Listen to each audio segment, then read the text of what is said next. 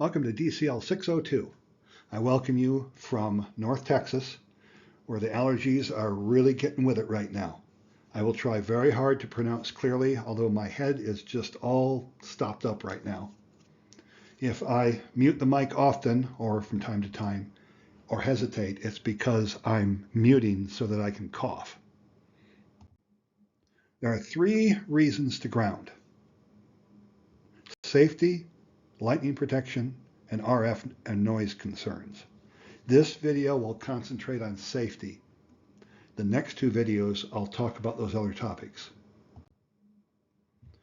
So grounding for safety, you're familiar with that. Everyone has grounded outlets in their home nowadays. It wasn't always that way. So why get so concerned with grounding? Well, there's really just one answer to that. We don't want to die from electrocution. And even at 120 volts, it takes very little to generate enough current through your body to kill. The reason I say that is currents as little as 0.01 amp, which is a hundredth of an amp or 10 milliamps, can produce pain, can cause shock, and can cause problems with the human body. By the time you get up to 0.2 of an amp or 200 milliamps, you're talking lethal current flow, from which there may not be any coming back from.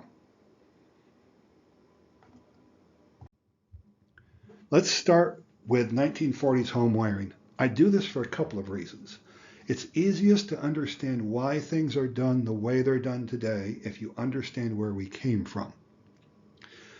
I grew up in Michigan, and I never lived in a home with 1940s wiring, but I rewired two houses that had not been wired since right after World War II, about 1945. So I'm very familiar with how things were done back then.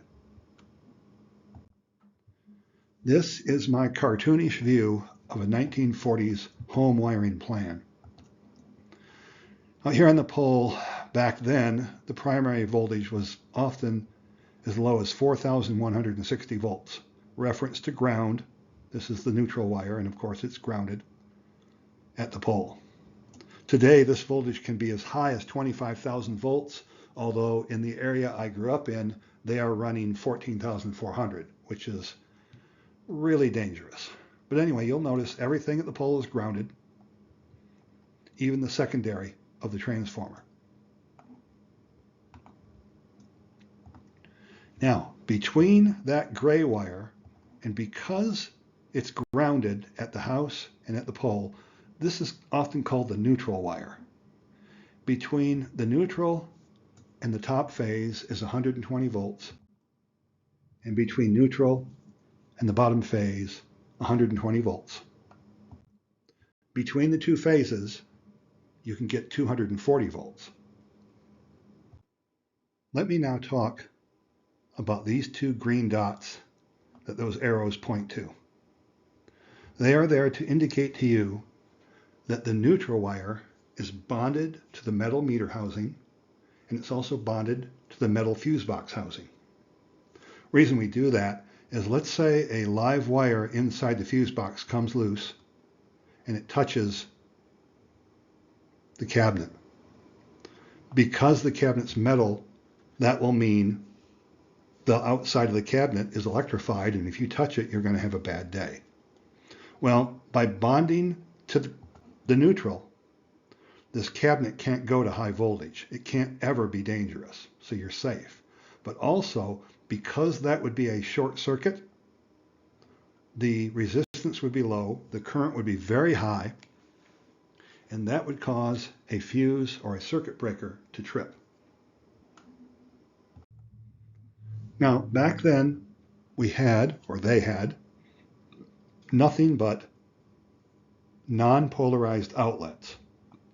You can tell by the plug here, and by the way, this plug came off a 1970s Heathkit HW16. This is a non-polarized plug, which means you never knew which conductor or which pin of the plug is going to ground and which is going to the hot lead. The input to my HW16 looks like this. a switch and a circuit breaker. I believe it has a 3 amp circuit breaker on it. I'm not sure. There was no ground necessarily on the HW16. Well, actually there was. If you look really close, there is a ground terminal on the back. The idea was the radio ham would put a ground rod in at his shack and ground to that, which I'll explain why in the next video, why that's such a terrible idea. So in any event, this is the configuration, and you'll notice, if you're really good with Ohm's law and circuit theory, this pin is hot all the time. There's always 120 volts here. If you open the switch, there's no voltage all the way through here. But if you have the switch closed and the circuit breaker opens, the winding on the transformer is still live. This is not really the way you want things. The circuit breaker should actually be over here. But it doesn't matter where the circuit breaker is, because again, this is a non-polarized plug. You could flip it over. And no matter how you set this up, you're going to have some conductor that's always live that could come in contact with the chassis and electrify the chassis, and there's nothing to stop the chassis from electrocuting someone who touched it. Like I said, the way things were done back then, sometimes you can't believe how badly things were designed. There's just no regard for the fact, or no respect for what that 120 volts could do to a person. Now, one thing some equipment manufacturers did was they put a capacitor in to keep RF that was picked up on the house wiring from messing with the transformer and getting back into the radio. If this capacitor were to go short, you would pop this little circuit breaker. And nothing else really would happen. But look at this design. Again, it wasn't implemented back that far. It's used today. You couldn't use it back then, because what happens if this capacitor shorts to ground? You now have 120 volts on the cabinet of the radio and no ground on the radio. Like I said, anything that leaks current to the chassis can be lethal with a design like this. Fortunately, we moved past this. By the 1960s, and I grew up in a home that was wired as I'm going to show you, we had made a giant leap forward, except it really wasn't a very giant leap. It's the same thing we had before, except now we have polarized outlets. The neutral blade is a lot wider, so you can only plug your power connector in one way.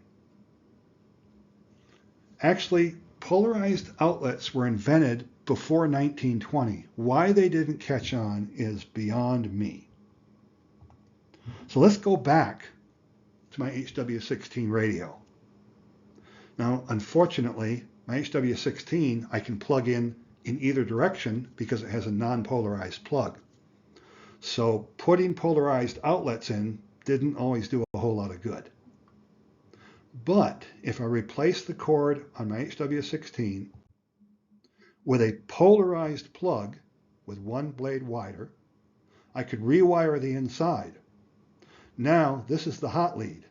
If anything happens in here to pop this breaker, the only thing alive is this little piece of wire here. Everything else in here is dead.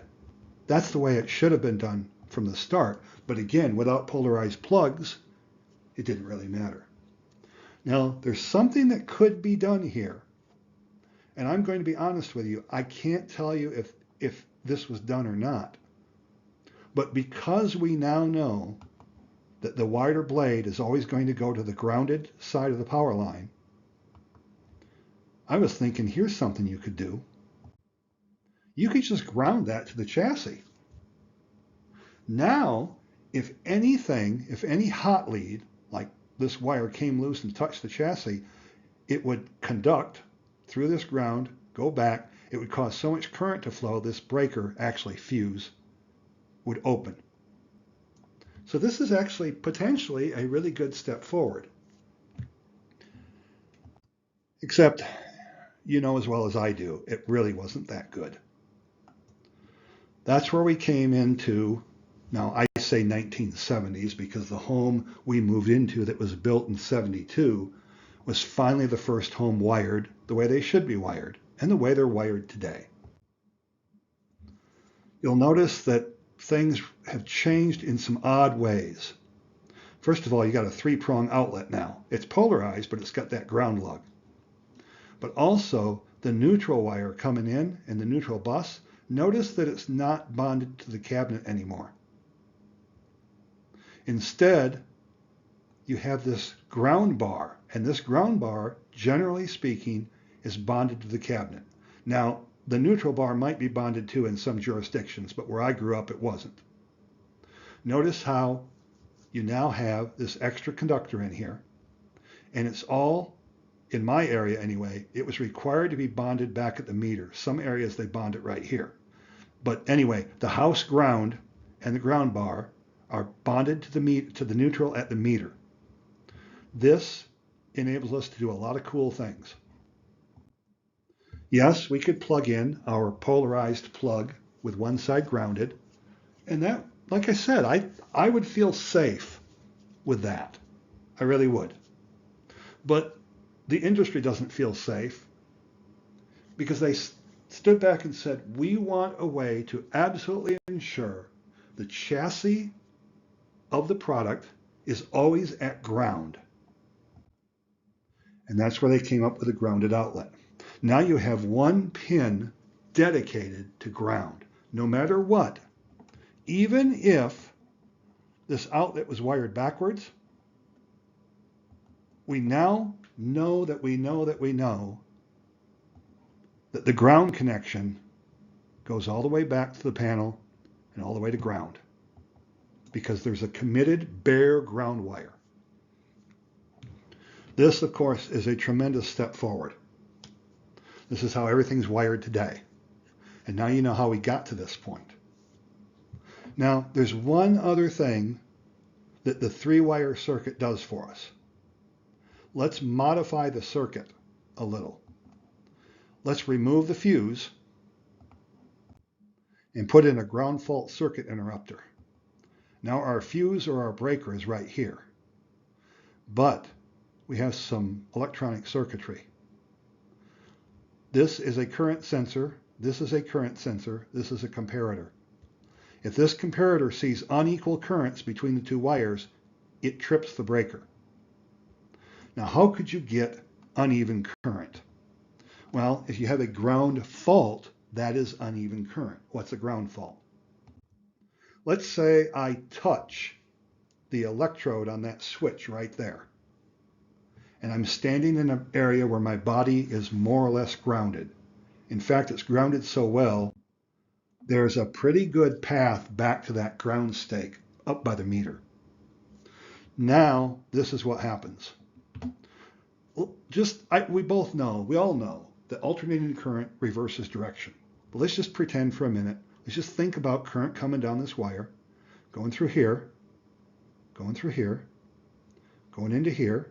Most of the current goes right back out here and back. So we're balanced. But what about the little bit of current going through my body? The little bit of current going through my body goes through this route and back. That means this current is going to be slightly less than this current. That's what trips the breaker. You'd have to look at the spec sheet on your ground fault interrupter. Some of these are so sensitive, you're talking a few hundred microamp difference, which is why if you plug any appliance into that outlet that has even the slightest leakage current to ground, the GFCI will trip immediately. It may not be that your GFCI is defective or oversensitive. It may be the product you're plugging in, even though you don't know it, is leaking current to ground. Usually that leaking current to ground is from somewhere in here into this and back out. So it's probably not a big threat to you because again, the 3rd wire ground holds the chassis at ground potential. And that's how we came to where we are now. So this is the basic idea of home wiring. In the next video, I'll kind of expand on this and I'll bring lightning into the picture and show you what we have to do to mitigate lightning damage, to give the lightning current somewhere to go other than through our equipment or through our body. I see I did this in only 15 minutes. Let's hope I can do that with the other two. I doubt it. I think you're going to be in it for the long run on the next two videos. So thanks very much for watching. Next time around, like I said, we'll talk about lightning protection and grounding for lightning. After that, in the next video after that, I'll move on to RF concerns and noise concerns. In any event, I'll see you next time.